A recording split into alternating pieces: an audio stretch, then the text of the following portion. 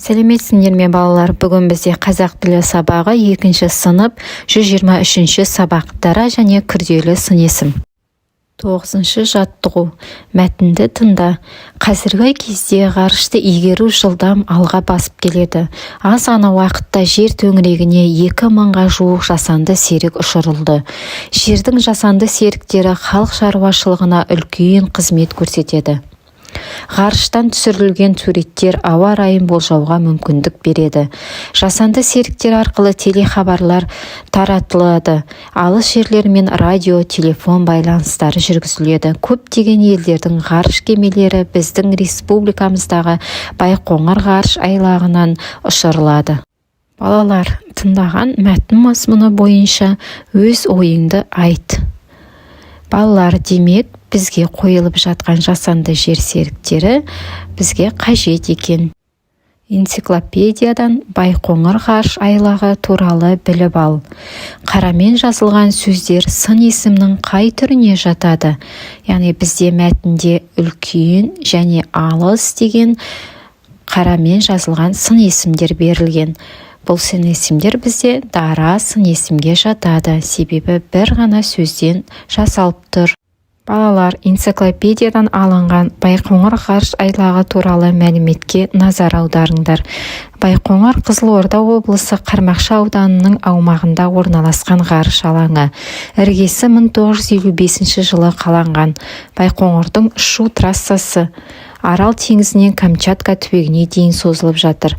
1957 жылы 4 қазанда Байқоңыр ғарыш алаңынан тұңғыш ғарыш ракетасы сәтті ұшырылды.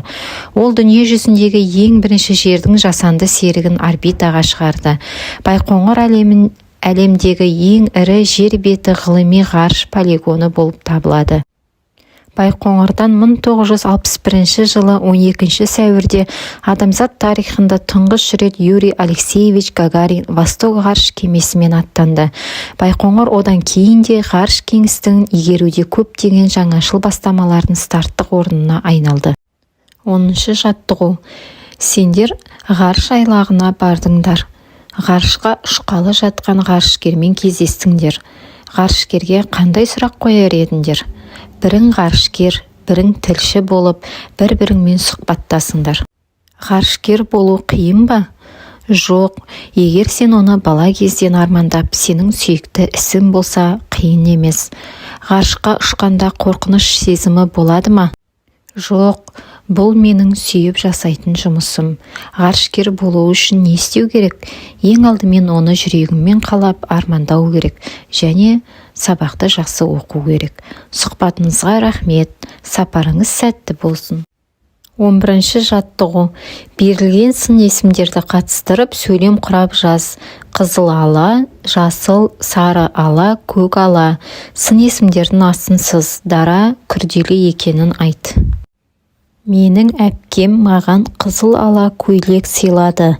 Бұл жерде сын есім қызыл ала, күрделі сын есім болып табылады. Мен жасыл алма жедім. Бұл жерде сын есім жасыл, дара сын есім болып табылады. Біз сары ала доппен футбол ойнадық. Бұл жерде сын есім сары ала, күрделі сын есім. Алмат концертке көк ала шалбарын киіп келді. Бұл жерде сын есім көк ала, күрделі сын есім болып табылады. 12-ші жаттығу. Өзің қалаған бір сын есімді таңдап ал.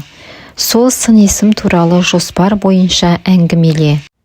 Мен сары деген сын есімді таңдап алдым. Бірінші сұрақ. Бұл сын есім қандай сұраққа жауап береді? Сары деген сын есім қандай деген сұраққа жауап береді? Нені білдіреді? Екінші сұрақ. Заттың түсін білдіреді. Үшінші сұрақ. Мағынасы жағынан қай зат есіммен байланысады? Қандай қарындаш? Сары қарындаш.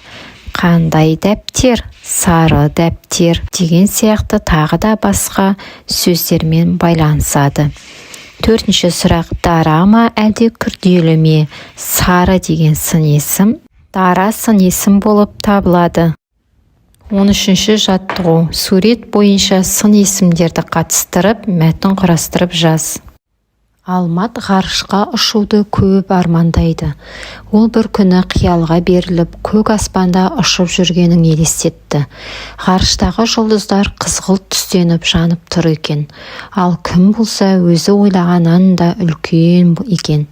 Ай болса сондай жарық. Алмат ғарыштағы әр затқа тамсана қарады. Ол өскенде ғарышкер боламын деп мақсат қойды. Мәтіндегі сын есімдер: көк, қызғылт, үлкен, жарық. Осымен бүгінгі тапсырмалар аяқталды. Барлығы түсінікті деген ойдамын. Келесі сабақта кездескенше сау болыңдар балалар.